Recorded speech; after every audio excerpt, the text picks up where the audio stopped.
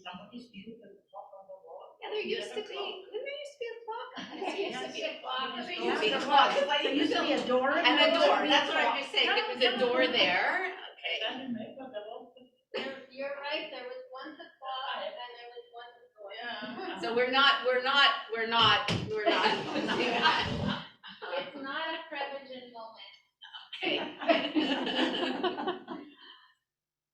Yeah, you know, ever since COVID, it's like, remember it's lunch before or after, I don't know. I've got 2 o'clock on the nose. Okay, like two. Without the clock, yeah, okay, all right, so without the clock. Should I?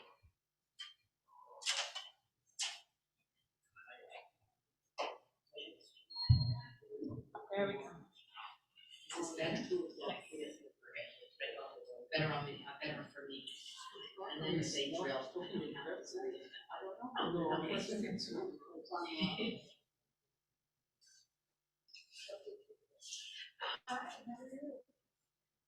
Okay, so I think we can start.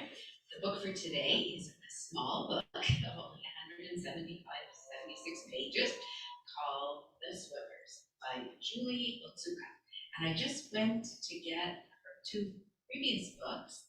This is her 3rd novel, which I thought I had seen on the catalog when I looked it up not too many hours ago that they were in, but they're not in because I wanted to bring them to show you. And I can't remember, I don't know if those of you who were here like years ago when we did, I think we did at least one, if not both, of her 2 previous novels. Has anybody read the other novels or other books?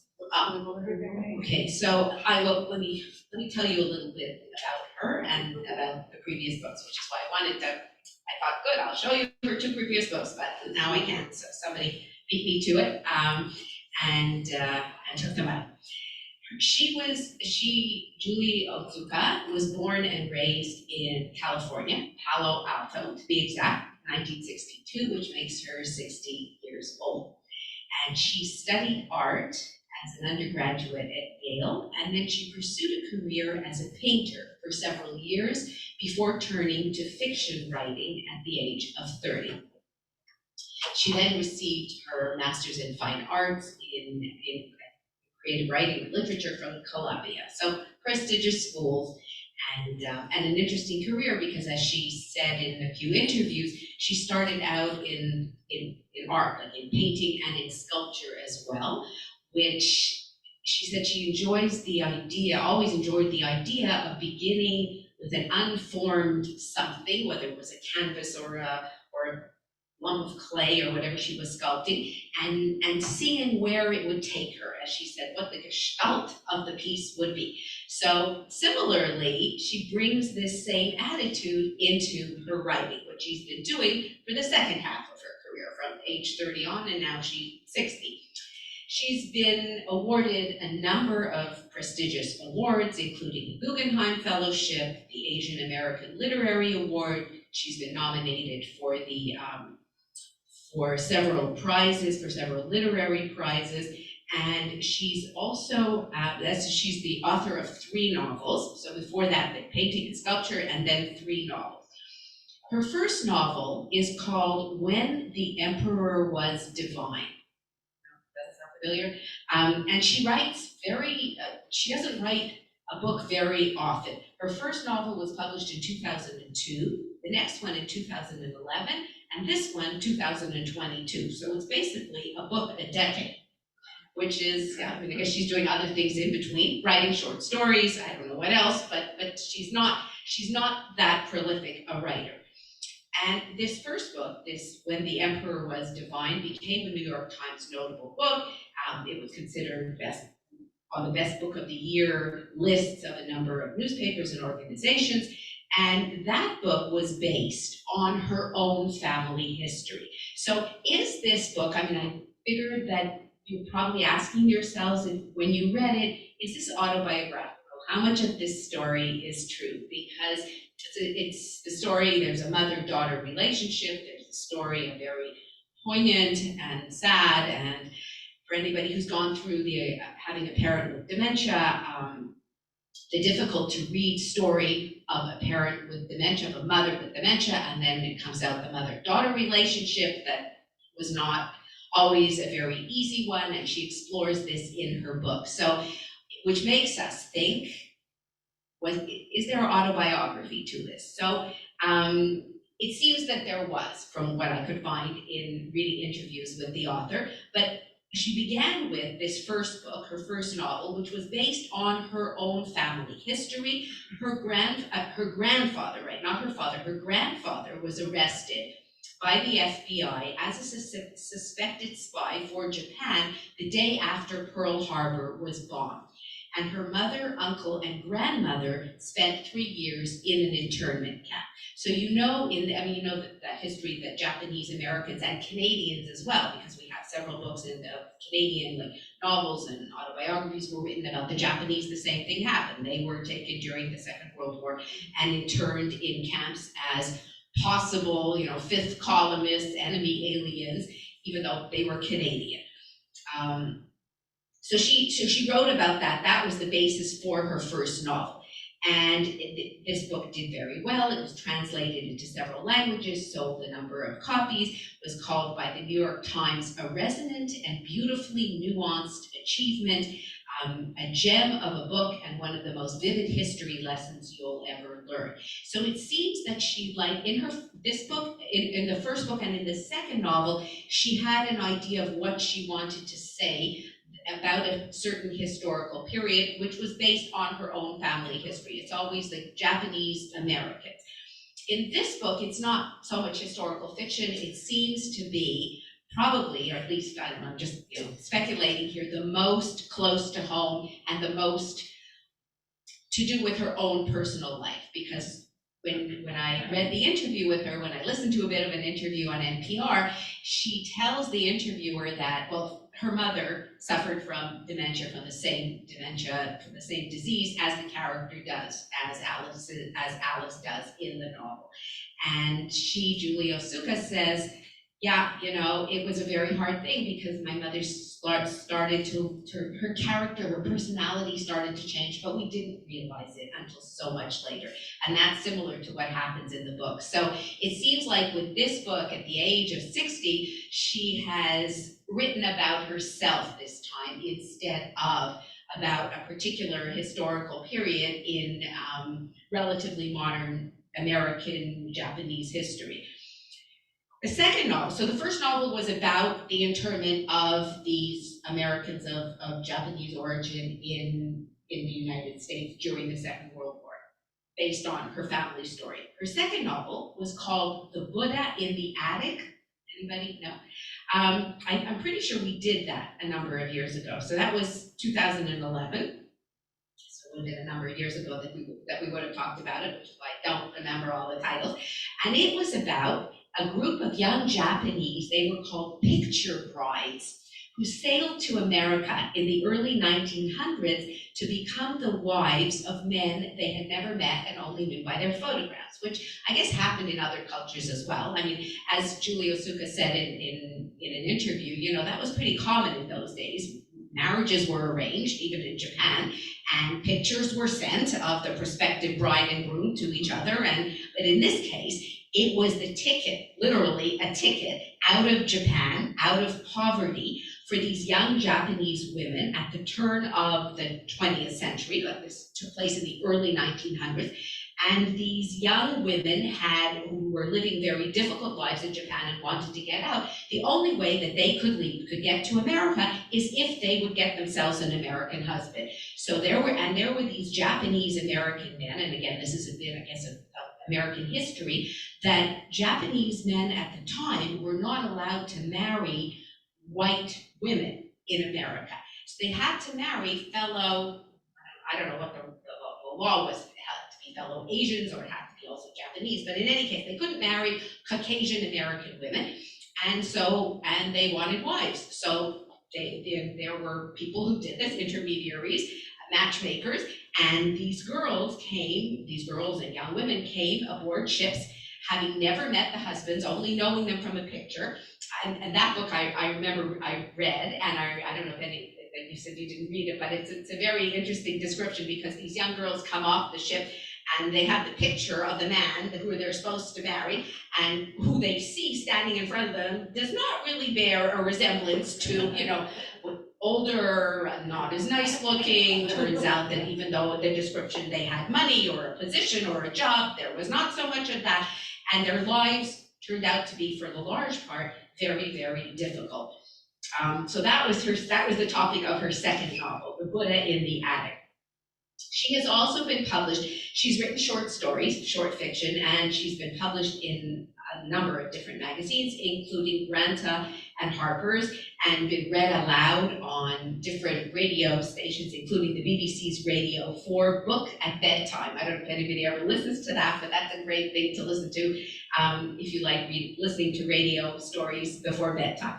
She lives in New York City, which again, the daughter in this book, her mother says to her, "You grew up and you moved far, far away from me, and you never came home to visit me," was one of the things she always said. So I don't know, but the daughter, Julie Otsuka, lives in New York City, where there's no mention of her private life at all, except for one little piece in an interview where she says she was sitting in a cafe one day. Oh, and it also says here she lives in New York City, where she writes every afternoon in her neighborhood cafe. During COVID, she said her cafe never closed, but she didn't go in it when things were very bad. Now she's back to writing in this cafe.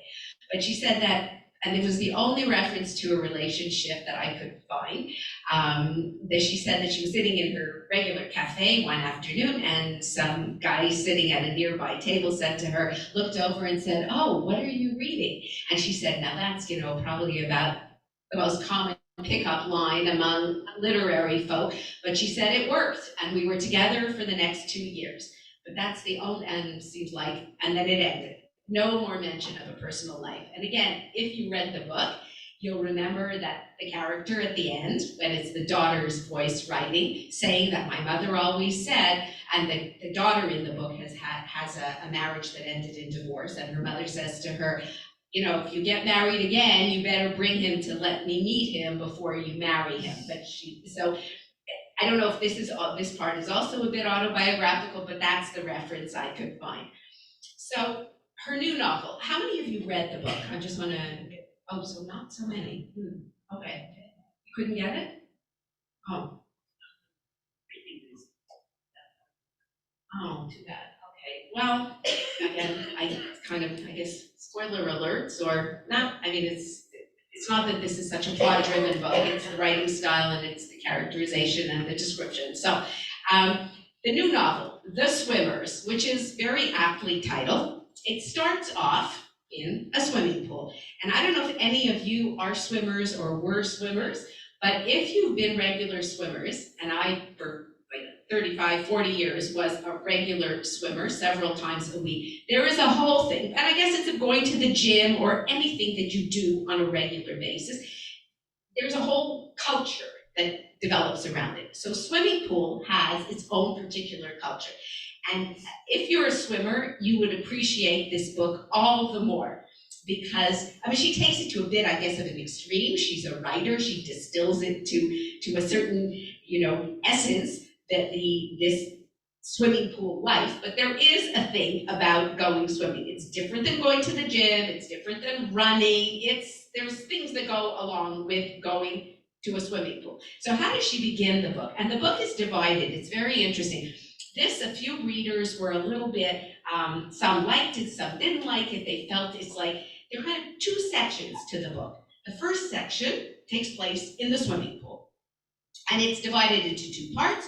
First, you have the swimming pool itself. And then you have, the first part is called let me see how she titles the first part. Well, it's The Swimmers, the underground pool. And the second section of the first part of the book is called The Crack, because a crack appears in the swimming pool. So how does she begin and then the second half of the book, and the second half of the book, which almost somebody said to me, but it's like two different books and I really didn't understand how it was linked together. There are links, there are clearly links, and if you go back, and yes, there are, but yeah, the second part is the story of Alice, who's one of the swimmers, one of the regulars in the swimming pool, doing her laps every day and whenever she swims. And she is, when we meet her, in the beginning stages of dementia, or at least definitely has dementia already, but swimming is one thing that she's still doing. And the second half of the book describes her decline. The memory loss increases, and she eventually has to be placed in a home. And at the end of the book, the last section is told from the point of view of her daughter. And the voices are very interesting. And this is typical of Julie Otsuka's writing, because When the Emperor Was Divine was also written in that same style. The beginning, the first part of the book is this we, and it's kind of, you have to get used to it at the beginning, because it's almost like a Greek chorus. It's an interesting, Like strange. like strange, yeah. So and maybe repetitive, and like it's odd. But then if you go back and read it a second time, it's good. It's better the second time. So how does she begin it? So the first chapter is called The Underground Pool. The pool is located deep underground in a large cavernous chamber many feet beneath the streets of our town. Some of us come here, and so here you have this us voice. Some of us come here because we were injured and need to heal. We suffer from bad backs, fallen arches, shattered dreams, broken hearts, anxiety, melancholia, anhedonia, the usual above ground afflictions. Others of us are employed at the college nearby and prefer to take our lunch breaks down below, in the waters, far away from the harsh glares of our colleagues and screens. Some of us come here to escape, if only for an hour, our disappointing marriages on land. Many of us live in the neighborhood and love to swim. One of us, Alice, so she says this right at the beginning, one of us, Alice, a retired lab technician now in the early stages of dementia, comes here because she always has. And even though she may not remember the combination to her locker or where she put her towel, the moment she slips into the water, she knows what to do. Her stroke is long and fluid, her kick is strong, her mind clear. Up there, she says, I'm just another little old lady. But down here at the pool, I'm myself.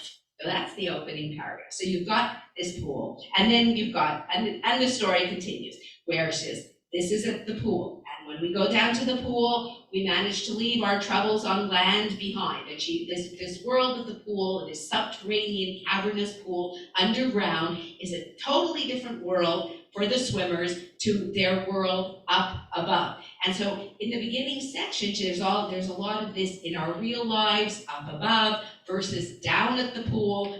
And for example, she says, there are rules at the pool, and we like this about the pool. The rules at the pool, although unspoken, are adhered to by all. We are our own best enforcers, she says in brackets. No running, no shouting, no children allowed. Circle swimming only, direction counterclockwise, always keeping to the right of the painted black line. All band-aids must be removed. No one who has not taken the compulsory 2-minute shower, hot water, soap, in the locker room may enter the pool. No one who has an unexplained rash or open wound may enter the pool. No one who is not a member of the pool may enter the pool. Guests are permitted no more than one per member at a time, but for a nominal daily fee. Bikinis are permitted but not encouraged. Bathing caps are required. Cell phones are forbidden. Proper pool etiquette must be observed at all times. If you cannot keep up the pace, you must stop at the end of your lane to let the swimmer behind you pass. If you want to pass someone from behind, you must tap them once on the foot to warn them. If you accidentally bump into another swimmer, you must check to make sure they are all right. Be nice to Alice. Obey the lifeguard at all times. Turn your head at regular intervals and remember, of course, to breathe. And that's it. So she has this, and so the first section, this is the voice. It's a we, and it's a descriptive, but it's definitely this kind of chorus. And there are a lot of lists. Do you notice that when you read it? There's this and this and this, and there's a continual list. So when she was asked by an interviewer, there was a long and very interesting interview by Terry Gross for Fresh Air. If anybody listened to the program on NPR, Anyway, there was this long interview with Julie Otsuka by Terry Gross, and she says to her, you're please, Julie, I'm so welcome. It's good to have you here. Could you please read? And she asked her to read this opening paragraph, which I just read to you. And then she says to her, the beginning of your book has this inventory style of writing, which either you find it annoying, which you could either find it annoying or you could find it interesting. But she says, but the interviewer asks the author, your lists and your paragraph, and your lists and paragraph, and it's like details that keep building and building into a larger picture. Was that your purpose? And the author answers, I don't aim to be a list maker, but I think that my way of apprehending the world is actually through detail, through an accretion of detail. That's how I put things together to get the big picture. I think that's just what my brain naturally wants to do. I'm not a plot-driven writer, she says, which is true, as those two of you who read the book. It's not a plot-driven, right? It's descriptive, and she has what she wants to say. The big, I guess, part of the plot is that this crack appears in the pool. At least that's in the first section, that this crack appears. But she says, my background is in the arts, and that's where she relates it. She says, so I'm interested in looking at things as if for the first time and not knowing what the details are, which ones of the details are necessarily important and which are not. But I just like to see everything and then I'll figure it out. So that's how she describes this, because it's lists and lists and lists, and it's this choral voice talking. But as I said at the beginning, and it really is right on the first page, that we are introduced to Alice and we are told that she is in the beginning stages of dementia. And of that first section, there's the we. Alice is the only one really who has a name. The rest of them, like sometimes she'll refer to him as so-and-so the breaststroke guy, or so-and-so, does the backstroke. But that's and it's true, if you've been in a pool and you don't really know other people so well, you know that that's the person who's always in that lane and that's their routine, and everybody has their routine, and it's kind of crazy how you get so fixated, and she says this, and we have our little obsessions, all of us, like there's the guy who starts every swim by, tapping on the clock as he's going into the pool, or the other one has to, do something with her bathing cap each time, and this one has to swim exactly 68 laps, and the other one has to swim 100 laps, and the other one has a photographic memory and does the New York Times crossword puzzle in his head. So however long it takes them to do the New York Times crossword puzzle, that's how long he swims for. So, and it's all quirky and it all sounds a bit cuckoo, but that's part of the world of swimming pool. As well as she says, and I'm thinking it's true, when you go swimming, like in the lane, you go counterclockwise, you stay to the right of the lane, you do this turn. I don't think we knew this about the tap the person on, like if you're gonna pass them, but anyways, but slow, medium, and fast. That's how the world is divided into the slow lane, the medium lane, and the fast lane, because that's how pools are divided. So you have all this, which again, maybe because I was a swimmer for so many years, this personally, to me, very fascinating description, but pretty general. Like it's the we do this, we do that. Sometimes the voice is a little bit, what's the word for it? Twee, like a little bit glib, which kind of counteracts with the seriousness of what the subject is going to be, but it's funny. The first part is really funny, the pool part. But she's just funny. She has a really good sense of humor.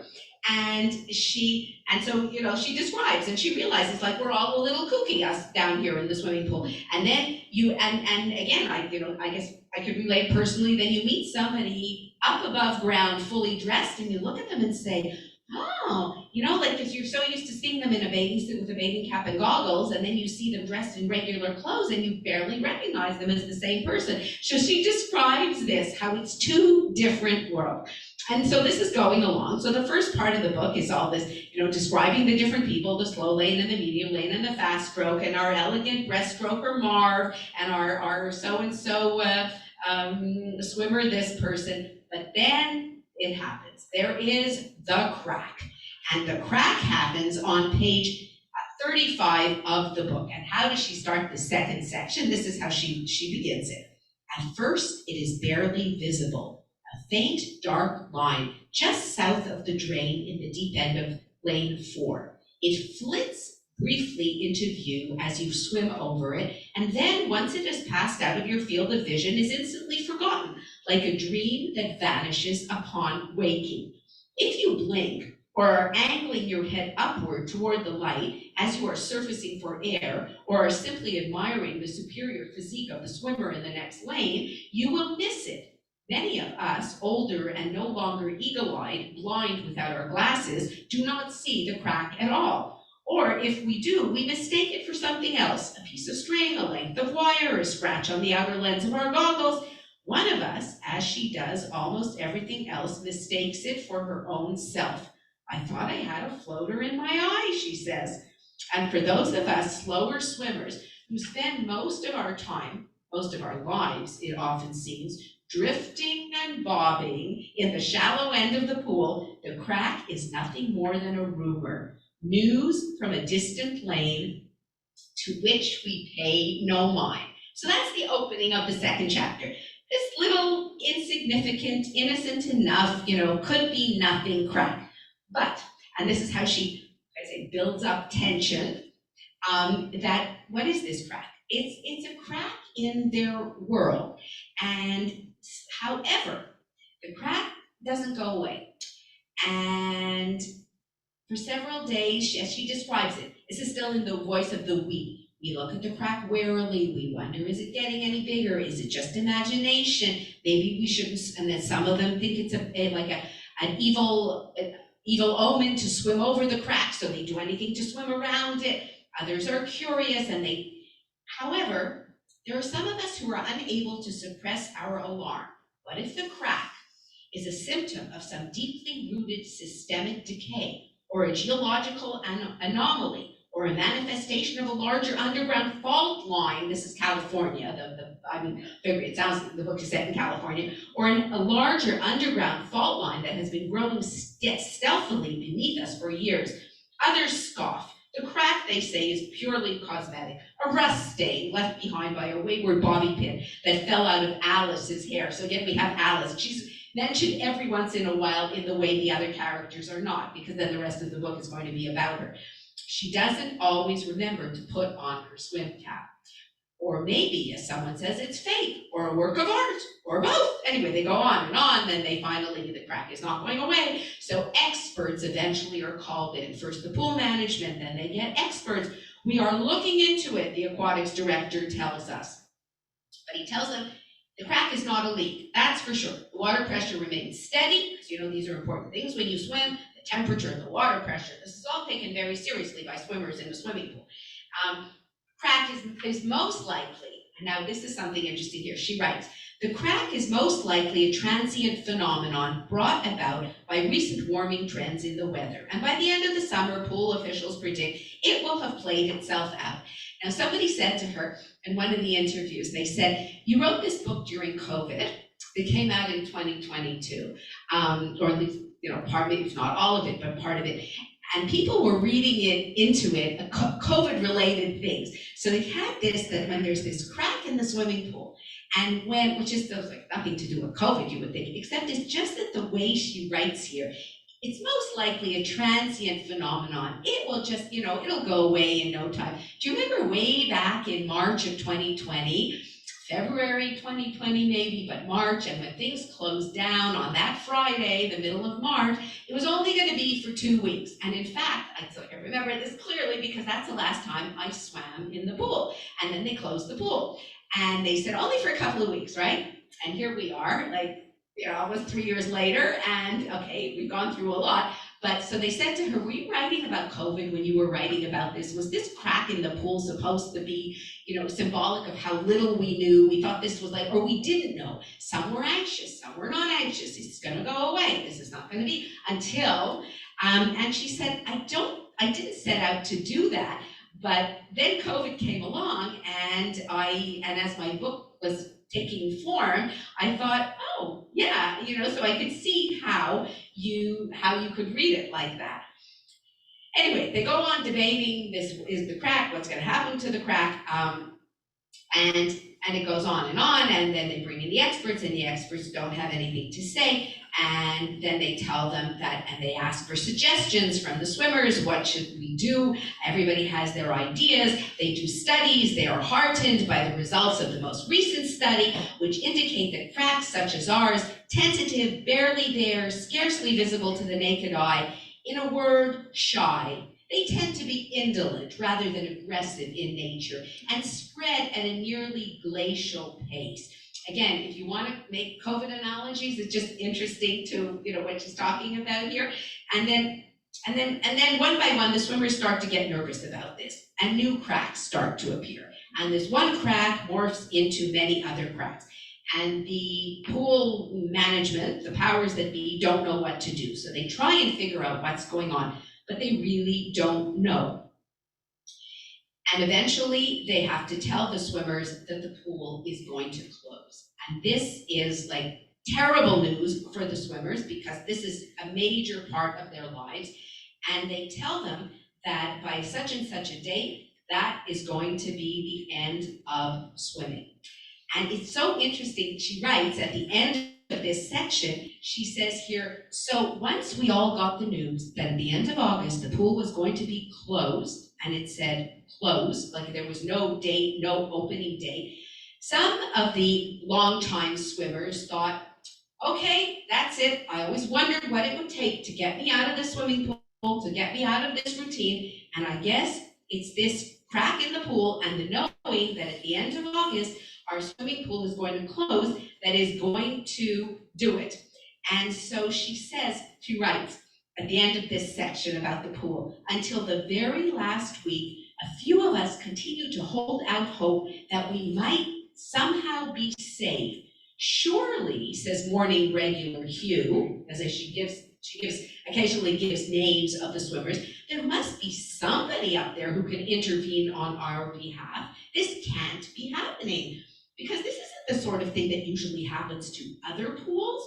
Weren't we supposed to be special, different, immune, exempt? Or is this just our fate? Like what is going on here? One of the swimmers, empty nester Yolanda, pushes her goggles up, aviator style, onto her forehead and says to all of us, everything is lost. And so they all have to start to think about it. As the summer drifts ever closer to its inevitable end, we grow more and more resigned to our fate. It's all over. People linger for an extra moment or two before getting out of the pool, even though they know full well that they are breaking the rules of the pool, which are no idling, post-swim in the lanes. That was pre the fact that this pool is going to close. And it goes, and one by one, the days pass by, and they get to the end. And at the very end, and this is like one of the poignant scenes at the end of the first part of the book, the last swimmer, there's Alice, and Alice is swimming, and they're extra nice. Everybody's extra nice. Even the normally grumpy lifeguards are extra nice to Alice because they know that she has dementia, and that she sometimes forgets how many laps she's done, or it's time to go out. And so when everybody gets out of the pool, the lifeguard blows the whistle on that very last day, the very last swim, and they all get out of the pool, except for Alice. When she doesn't come out, the lifeguard says, leave her, let her have one more lap. And when she swum her last lap, she takes a long hot shower in the locker room and changes back into her clothes, and then climbs up the stairs and emerges, blinking and stunned, into the bright, blazing world above. And that's the end of the subterranean pool section. Then the next section of the book is Alice. It's going to be Alice, because there's one or two brief references to the pool in the next part of the book, but basically it's Alice's story. What does she call? So the first section says was the underground pool, then there was the crack, and now we're on to the kind of the second part of the book. It has a Latin, the author gives it a Latin name, Diem Deum Perditi, which in Latin means I lost the day. I think that's how it goes. Because what's that we're told, or often written, carpe diem, right? Yeah. Which is seize the day. So I think here she wants to say, The day is lost. Like that's what she entitles it. And how does she begin it? This is Alice. Now it's from the we voice of the pool to Alice. She remembers her name. She remembers the name of the president. She remembers the name of the president's dog. She remembers what town she lives in and on which street and in which house, the one with the big olive tree where the road takes a turn. She remembers what year it is. She remembers the season.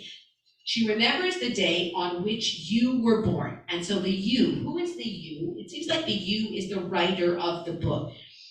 She remembers the daughter who was born before you. She had your father's nose. That was the first thing I noticed about her, but she does not remember that daughter's name. She remembers the name of the man she did not marry, Frank, and she keeps his letters in a drawer by her bed. She remembers that you once had a husband, but she refuses to remember your ex-husband's name.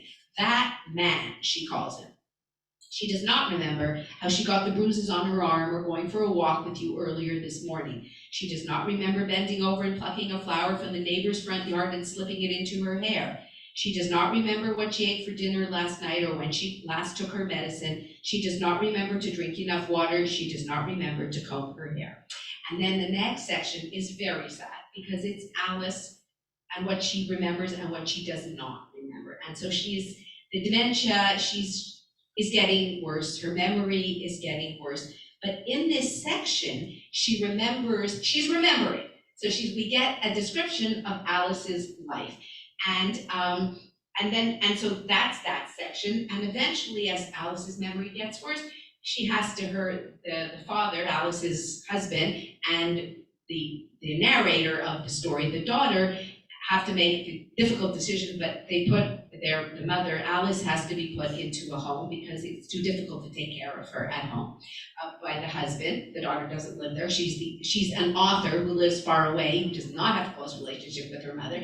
And the father, very sadly for him, it was a terribly difficult decision, places his wife in this home. It turns out that the home that the mother is in, her own mother her own mother was in that home and lived to 101 years old. And there's a passage where where the narrator of the story says, I remember my grandmother, and she lived to 101 years old, and she was in that home. And every day, my mother, the Alice character, went 5 days a week and took such good care of her mother. She clipped her nails, she washed her, she fed her, she did 5 days a week. She took care of her own mother much greater seeming love and care than the narrator in the story. So that's very much part of the book. And there's a description of this home. And it's a pretty scathing description of these for-profit nursing homes. Maybe one could say like it's harsher than necessary, but the impression is a very bad impression that you have from this description. And eventually, and very sad, and the narrator of the story, the daughter, the author, who does not have a close relationship with her mother, who never really had, is starting to feel guilty. And then by the end of the story, Alice passes away. And at the end, the final section of the book is called, do you remember this? It has this funny name, Euro-Neuro, which turns out is the name of the European Neurology Conference that the slides of from Alice's brain, because her daughter, the one thing her daughter has wanted to do was to give her mother's brain to science so that in the hopes that there can be some more research done on this disease, which is a form of dementia, which turns out is the same form of dementia that the author Julie Otsuka's mother had suffered from years and died of as well. It's called FTD, frontotemporal dementia, subtype Pick's disease. And that's what Alice has. And then so at the end of the book, in this, it's a sad ending. The book starts out so funny and so lively, and so, the descriptions of the pool and the swimmers in the pool, until this crack appears in the pool. And then it becomes a study of a woman and her dementia, and the last bits are the difficult relationship between the daughter, the narrator of the story, and her mother.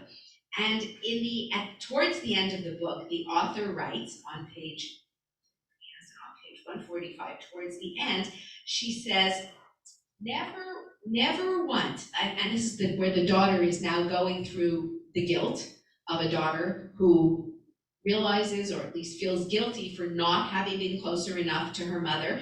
She says, 5 days a week for 4 years, your mother visited her own mother at the very same home. She flossed her teeth, she brushed her hair, she clipped her nails, she rubbed aloe vera lotion fortified with vitamin E onto her legs and feet and into the spaces between her toes. She read to her from the obituaries in the Japanese paper, and every Friday, without fail, she brought her favorite treat from the Japanese bakery. She took such good care of her, one of the aides tells you.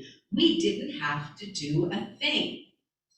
You never once invited your mother to come visit you in all the years that you were away. You never wrote to her, you never called to wish her a happy birthday, you never took her to Paris or Venice or Rome, all the places she had dreamed of one day seeing. When your father retires, she would say. But then, late last year, when he finally did retire, he was too tired. And all the places you yourself have been not to once, but several times, for the opening of a night of a theatrical production, for a literary festival, an award ceremony, for your French novel that was produced for your second novel that was produced in French, which you based on the most painful and difficult years of her life. She, on the other hand, took her then 81-year-old mother on a 10-day foliage tour of New England the year you left for college. She made all the plans and took her mother through 3 different states as the leaves were beginning to peak. Again, you have this daughter's guilt. When she asked you why you weren't closer, you said you didn't know. You closed the door. You turned your back. You grew quiet and still like an animal. You broke her heart and you wrote. And now that you finally come home, it's too late. Anyway, the book continues, but here you get a feeling of what the narrator is feeling in the second half. So you have the first half underground, the second half firmly anchored above ground with Alice, who diagnosed with dementia, and as her waning memories, we get to hear her memories of her heartbreak, of her losing her first baby that was lived only for an hour, of her Japanese ancestors' internment. And she briefly mentions, because the mother, Alice, in the book, remembers being interned, just as the author's own family were interned as well. Her prose is subdued, but it's very powerful at times. As I said, she has this list building. Lists and litanies appear. They're unassuming most of the time. They're kind of quotidian, like daily, until the paragraph comes to an end. This is her writing style, and you kind of find yourself stunned by what she has managed to say to you. In this last section, as I said, we experience the guilt of this adult daughter who is addressed, and it's an interesting voice. So the first part of the book is we, this Greek chorus of the swimmers. And then you have the description of Alice, but then you have this last section, which is you. And who is saying you to the narrator of the story? Who is telling the daughter, Alice's daughter, that you did this and you did that and you didn't do this and you didn't do that. You rarely called. You never had children. You left home early and moved to a faraway city from which you hardly ever returned, unless it's just the daughter is thinking it to herself in her head. You left home early but not I. She says you. And then she says, and you hardly ever returned, and when you did, you went straight to your childhood bedroom. So this is a novel not only of accumulation of detail, but also repetition, which can seem repetitious, but there's a point to her repetitiveness. The scenes loop around in the way that our mind does, really. Like, it's interesting to see it written down because you say, looping around and repeating itself, but think of the way you think in your thoughts. Like, don't we go, especially at 3 in the morning and 4 in the morning or 2, whenever you're not sleeping, and you're thinking, and it's over and over and over again, and it's repetitive, and it goes round, and it's like ridiculous and annoying, but that's what happens. And that's the way she writes here, this looping and looping, or similar to the way swimmers swim laps, because when you do laps in a pool, I mean, it's one of the most repetitive, ridiculous things that you go round and round and round and round over and over and over again, and you do this 3 times a week or 5 times a week or however many. You think, why are we doing this? But you do it. So life really is, it's not so foreign to real life, this idea of repetition and detail and a repetition and lists and you have this litany of things. And that's what she writes about here. So what happens is that when all of this is compounded, these little accretions, these little additions build onto this feeling of loss. And that's really, by the end of the book, loss and it being too late. Too lateness is what the daughter has to deal with. When she asked you why you weren't closer, you said you didn't know. That's what Otsuka writes, speaking directly to the daughters and to the mothers who don't quite understand each other, which is not an uncommon thing in mother-daughter relationships. You closed the door, you turned your back, is the daughter thinking to herself. You were the one who got quiet. You broke her heart, and you wrote. And the pool that was so dominant in the first part of the book, the swimmers. So what's the title, the swimmers? I mean, it seems clearly the swimmers are the people who are swimming in the beginning of the book, except that they're not really part of the second part of the book. So maybe by that point, the swimmers are not just the literal swimmers who were the ones we met in the first part of the book when the pool was still functioning, but all of the characters or all of people swimming through life, repeating and going through our daily routines and accumulating the details as the years go on of what becomes our lives. And as I said, the pool only appears once or twice in the second half. I don't know if those of you who read the book, if you caught it. There is one part where the narrator says, when you drive past the swim club, she remembers being kicked out of the pool by the lifeguard after swimming in that pool for more than 35 years. I couldn't remember any of the rules, she said. So this is Alice's recollection, which is at odds of what happens, because the chorus's earlier observation were that, well, they knew why the pool had to close because of this crack, and the cracks grew, and then they had to close the pool. But Alice was the last person swimming, and they let her swim extra because they knew that she didn't remember, and it was a last act of kindness bestowed on Alice by her swimmers and by the lifeguard and by everybody there in that pool. And it's kind of a dissonance that the novel that has the two halves. You think that they're dissonant because the first part is the pool, and what does that have to do with the Alice in the second? But really they begin to come together, and there is a cohesion by the end, because the daughter is writing toward an intimacy with her swimmer mother, and it's as if habit is making sense of habit. So it is definitely a puzzling narrative structure, but you can it has a kind of poetic sense, maybe as a myth. And it turns out, and I didn't know this, but the underground pool, you could see it as bearing echoes. There was in classical Greek mythology, the underworld is called Hades, but there's a river there. There apparently, I forgot this from years ago learning Greek mythology, Lethe is the river of forgetfulness in the underworld, the classical Greek underworld of Hades. And so it's almost as if, Alice's forgetting precedes her death. Her daughter amasses all the details of her life that maybe seem beside the point, like she tells us that when she's cleaning out her mother's drawers after her mother goes into the home and they realize her mother will never be coming home again to her house, or after her mother passes away, they're still cleaning out. And if anybody's ever cleaned out a parent's house, you know what a difficult thing it is as a child to see things, whatever the memories arise that these different objects bring as one is doing that. But we realize that it's these little objects and these little details that are precisely the point. They're not beside the point, they're precisely the point.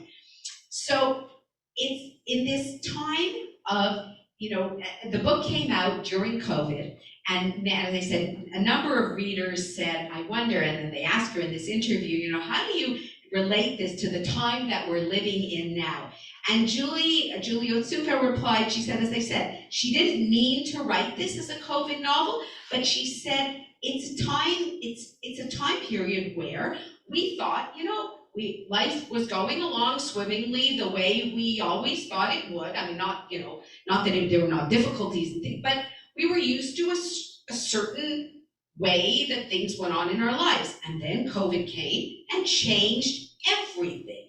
And so it's as if she said, you could read, I didn't write it like that, but I see how you could put that into what I wrote, because after all, when this crack appears in the pool and everything falls apart for the swimmers, it's similar to, if you want to make the analogy, to our world that was going along in certain ways. Whoever thought that we would, be wearing masks, and whoever thought that we wouldn't be allowed to see other people, and we would be, things that we took so for granted, like going to school or going to the grocery store or going to the office, all of a sudden we couldn't do them anymore. And so life changed. And she writes about this in a different way, of course, because she writes about dementia and about memory loss. But once the memory loss begins, the life of the person suffering from it changes drastically, even if it's slowly, but drastically, and so do the lives of the people around them.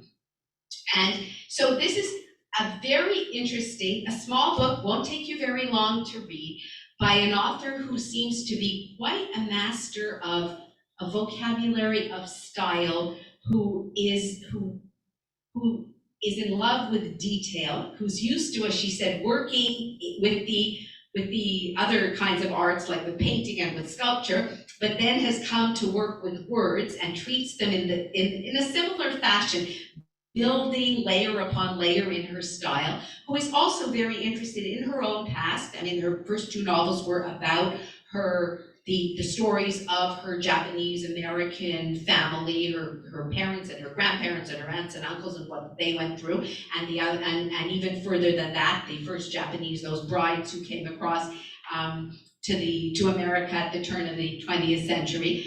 But she's an author who is not so much, as she says, interested in plot, rather interested in description and in sharing with her readers a certain vision and a certain point of view. And in this case, it seems to be the most personal story yet, because she did say, and I thought this was very interesting, because people in all these other, reviews and comments said, I wonder how much of any of this is autobiographical. And why do you necessarily think that? Authors have always written stories about characters that have nothing to do with themselves, but there was just something about this that felt a little bit autobiographical. And it turns out that yes, that her mother was suffering from this same kind of dementia. And she says, and this is very interesting, she said that we didn't know that anything was happening to my mother. And it turns out the kind of dementia that she had, which is the kind of the dementia that the character Alice in the book has, is one that can start early. It starts very often in the 50s and 60s. And she said, but at the beginning, and this is Julie Otsuka speaking, she says, sometimes it's the hardest for the people closest to the person who's suffering from dementia to see what is actually happening. There's a lot of denial going on, probably in the earlier years. But she said, I actually remember when the first time I realized that something was slightly off with my mother was when I went home for Christmas, and my mother, who was very, very good always with her hands, we were baking together. And her little crescent-shaped cookies that she always used to make, they were not perfectly shaped.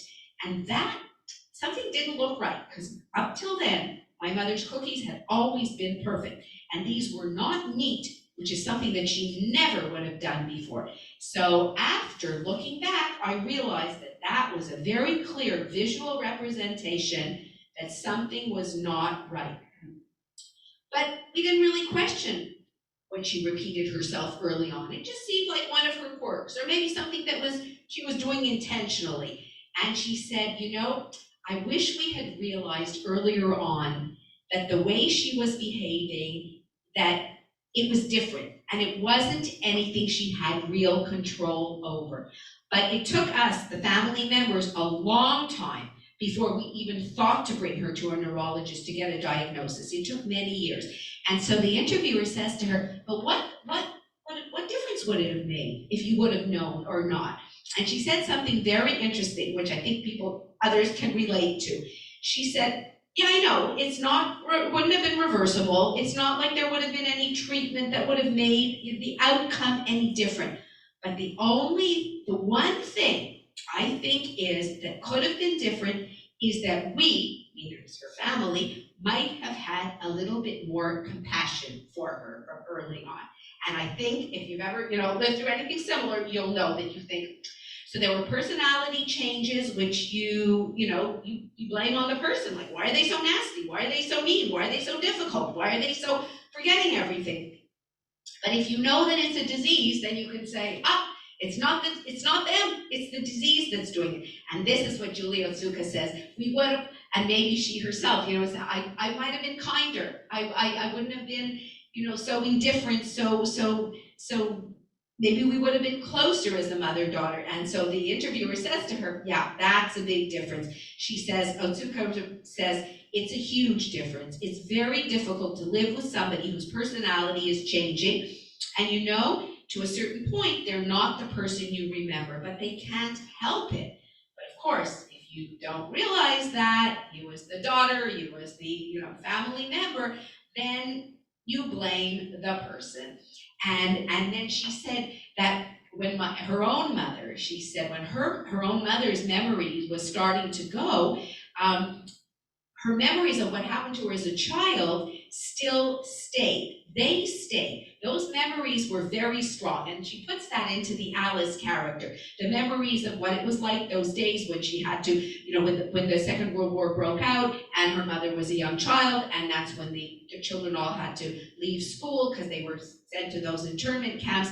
And Julie Otsuka says, I remember my mother telling me that she began to tell, and she told it over and over, a story about her last day at school in the elementary school in Berkeley, California, which was where Julie Otsuka's mother and family were living, the day before they had to leave to go to this camp, this internment camp. And she's told the story over and over and over again. But she said, I hadn't heard the story before she started to lose her memory. And what was the story? The story was that Otsuka's mother said that her teacher asked her to stand up in front of the class and then told everybody in the elementary school class that Haruko, which was her mother's Japanese name, her mother's English name, by the way, the author's mother's English name was Alice, just like in the character in the book, that Haruko would be leaving the next day. And would everybody in the class, all the other students, I don't know how old they were, 10 years old, please tell her goodbye. So she remembered the entire class said goodbye to her, which I think the teacher meant as an act of kindness, but her mother remembered feeling very singled out and very ashamed and very embarrassed, because you can imagine at 10 or how old she was, standing up in front of the class, having to say that she's leaving. And she doesn't know why she's leaving. And they're going to camp. And Julie Otsuka said, when my mother always talked about the camp, the only thing I could relate was summer camp to me. As a kid, and my mother didn't tell me those stories when I was very young. It was only later, and only when her mother started to lose her memories, that she herself started to tell Julie Otsuka about the story. And her grandfather was arrested by the FBI. I mean, these were all true stories. So these things come out. So there is quite a bit of autobiography. For the first time, she really puts her own self into the book.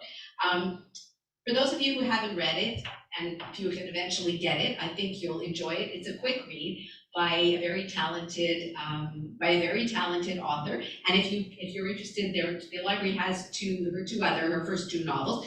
from 2002 and 2011, when the Buddha in the attic and when the emperor was divine, which are also made very interesting reads in this genre, I guess you could say, of Japanese American literature. So I don't know if you have to wait another 10 years till she writes her next book, but in any case, any questions, anything, and those of you who read it, yeah. I have two comments. One, there's an expression for somebody who's in your memory or is confused. It's called at sea. At sea. At sea. Yeah. So, or in the swimming pool? Or Exactly. exactly. So when I exactly, I saw it as an analogy to lost in the ocean, lost, whatever. That's how I saw the connection between the first part and the second part. And the other thing, I somehow thought that the chorus, the we, of the first part was the one who was talking and saying you in the second part. Yeah. I don't know. It's just I thought it was one of the other pool people who came and was talking to the daughter somehow. That's how, because it's, to me, the voice from the pool and the voice talking to the daughter sound alike. They do sound alike, but I wonder if it's like, because it's the same author writing the book, I don't know. Yeah, I don't know. That's interesting, because you wonder who's the we, like, and who's the you. I mean, the we is the pool people, this Greek chorus of the we, and then the you is, either the unnamed narrative voice or the daughter herself in her head saying, you should have done this, and you could have done that, and you did this. But it reverts to the single. It goes from this Greek chorus of the plural, which is kind of, I'm thinking, like, because the Greek choruses were in love with these Greek tragedies, right? So the tragedy was going to be, it looks like at the beginning of the tragedy is the crack appears in the pool, and the pool is going to close, and that's a big tragedy for the swimmers. But the real tragedy is the crack in Alice's mind, right? And whatever lesions on her brain, and how she's, and this sadness of descent into dementia. And the guilt of, which is not that much part of the book, but it's a pretty major factor, it seems. Yeah. When I started reading about the crack, I thought not just about it, but in many cases, people have, sometimes it's collective, sometimes it's individual, like a war, for example. People have their lives and everything is okay, every day, and then suddenly their whole world changes. Like Ukraine now. Yeah, people had a life, and then everything changed. They had to run away. But we all know. So I thought it was more general, not just like a metaphor for what can happen in life, for that you're going along. And sometimes it's an individual. Something like that. Yeah, true. That's interesting. Yeah, and then they linked the first and the second part. And then for the mother, everything was fine, and she actually the details how she had her house perfect and everything was perfect, and then suddenly that's happening. So I thought it was that's a really and so also so then maybe this idea of that Alice was okay. I mean, the dementia was progressing anyway, so while she was still able to go swimming, it was not so bad because she could do that. She'd been swimming for 35 years in that pool. She was a retired lab technician, so she knew how to do that, and she knew how to swim, so she didn't forget how to swim. But when that crack in the pool, like that shattered everybody's world, not only literally the pool, but did it bring on her dementia even more? I mean, but that forced everything out into the open, that was the pivotal moment, and that kind of, yeah. But she was already forgetting her cat. Her bathing cat, which was right, these and little they things. allowed it. Yeah. With all those rules. With all the rules, there was that kindness that they let Alice get away with things because and she said also that because it was sometimes you could think that almost read like short stories. So she did say that section, this Deum Perditi, she wrote it before as a short story. She was asked to write, I should have mentioned this, asked to write a short story for some competition or magazine or something, and she wrote it, and that's what she wrote. And then when she got this idea, maybe it was after her mother, her mother's dementia and her mother passed away, that she expanded and included that chapter, but filled it out, writing the before and the after parts of it. But that was the beginning of the book as a short story, that itself, the lost the day was lost instead of the day was seized. So yeah, so I guess that's just a testament that you could read it however you want, and it's not so clear cut who's the you and who's the voice, and the we of the first part versus the I of the second part. And maybe the list making has to do with how memory is created or peeled back in layers. Like you can remember details of things, but then not the particular context, or how she misremembers the last day of the pool. Yes. How memories are created Right. via lists. Yeah. And spirals. Yeah. And that's her. And she said, and she used that style. It's not just in this book, apparently. So because you link it to memory, but in her previous book, she had the same style of the we and the lists. So it seems to be one of her trademarks of the way she writes is that she builds up these details and makes the list, even when it's not only, mind you, I guess she's always writing about could be memories, because the previous two books were also memories of time periods past. Yeah, that's an interesting, yeah. But it works, unless you don't like that voice of the list, but that's her, it seems to be her trademark style by now. Any other questions, comments? Okay. Have a good month, everybody. Thank you. We're back in December. I know you won't be here, you'll be in Vienna. Back in April. Except we keep open.